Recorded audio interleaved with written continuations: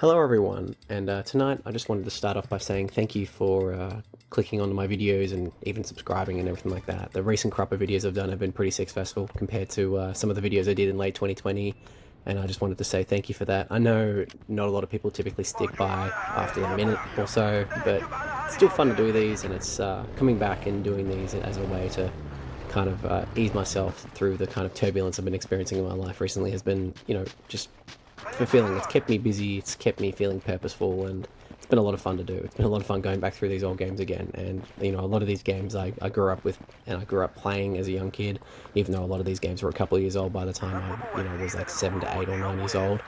And tonight I wanted to follow up the More Chaos video by introducing more chaos, even more chaos really. I remember playing this map a lot and really enjoying it, and with the Battlefield 2 All 64 mod, you can play this map in 32 and 64, and I think that this map really shines when you play it in the bigger map layout. Like, Striker Karkland, for example, at 16 is a perfect example of that's a Battlefield 2 map with an enduring legacy. Like, that map got remade in several games for a reason. It's a classic, it's a great, perfect map, honestly. It's honestly the perfect Battlefield map. And the reason why for that is obviously because, there's one faction that has an attack point, and the op 4 or opposing faction has plenty of points to defend, and, can start off in many different ways. Just, there's always a bit of a variety, even if you're kind of railroaded. And for that, it's just a lot of fun. But back to this map, like, again, because of the lack of updates that I hadn't enjoyed as a kid, this was one of the maps that I, played. I didn't play it with 32 bots on each side though. 32 bots. I didn't think it would be this chaotic because Striker Karkland was chaotic. This is just absolutely insane. And the fact that there are vehicles too, but this map just doesn't really reward vehicles at all. Like, there is kind of no point because you're just going to get railroaded into corridors and into narrow hallways, and you're just going to get hit by engineers or anti-tanks or even, grenade launchers, which can destroy vehicles in this game. So it's really pointless. But I decided to also switch things up by playing as the MEC faction or Op 4 faction, because I don't really do that a lot in these games. I don't know why I didn't. I just choose to just play the faction you pick by default. And it's kind of weird that you don't get to choose. I never really thought why that was the case, because like, you don't choose your faction when you start in Battlefield 2, when you start a map. I thought, you kind of de facto do by like having, being choose like the Allied forces. But yeah, I thought it was just interesting because you just don't really get that choice. I mean, I guess, it's obviously for balancing and everything like that, the bots and all that programmed to be on one side and everything like that. And anyway, a bit confusing, but, it's just funny. I never really thought of that. Otherwise, yeah, it's been a lot of fun doing the videos as I described earlier. I do have more mod showcase videos planned. I have stated a few times now that I do intend to cover Operation Peacekeeper. I had thoughts to cover Allied Intent Extended 2.0, but that, or Allied Intent Extended as it's often called as well. But that mod, I'm going to probably do a lot longer video on that one, because that is a ridiculous mod. There's so much content in that mod, and there's so many gameplay tweaks, and just the sheer absurdity of it all is quite entertaining, actually, just because, like, the game goes from being, this weight here, like Battlefield 2 by default, like, you get huge weapon spread, and there's a heavy emphasis on tactics and teamwork and all that, but AIX kind of just throws that all out the window and just makes you become like a one-man army.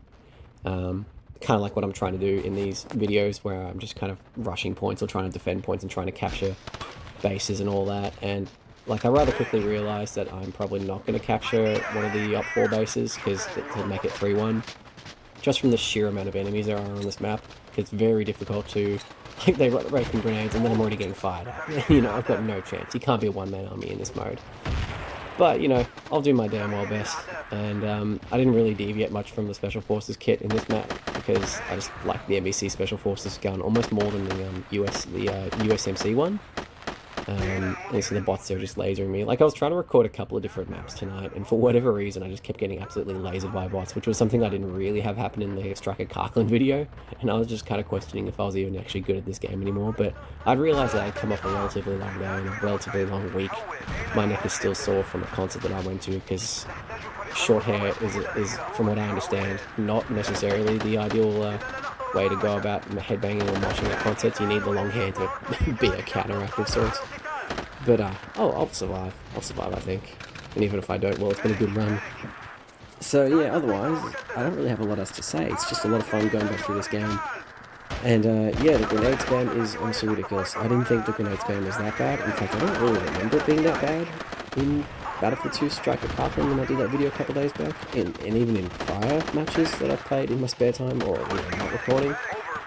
But for whatever reason, it seems to be the case now, and a bit confusing. I ended up having to run like an absolute idiot trying to avoid all these grenades.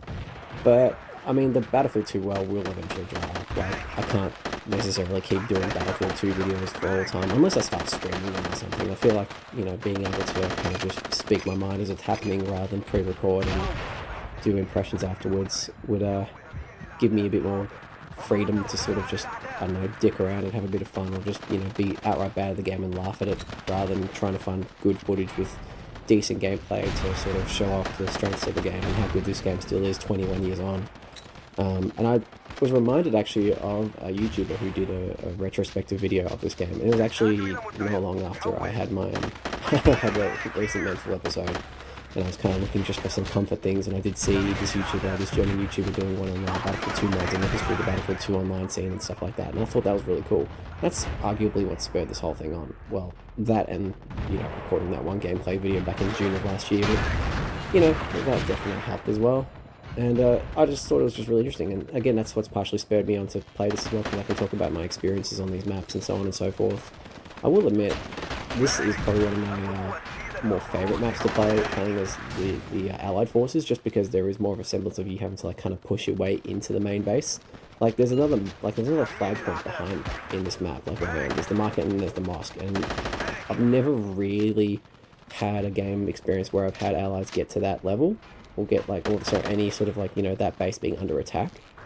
Whereas if you're playing up 4, you can typically, you know, capture the market and then make a huge push for it, and then, I don't know, it just gives you more options. You know, you're on the defense here, and playing it on the defense and the shooters typically is fun, especially when you've got bots who are programmed with their own routines and all that good stuff. So, yeah, you can see the tick counts going down pretty rapidly, so I will almost certainly be wrapping up the video at this point. But yeah, sorry for the short video. I hope you enjoyed the video though, guys. It was fun to make, and I'll see you guys in the next one. Bye for now.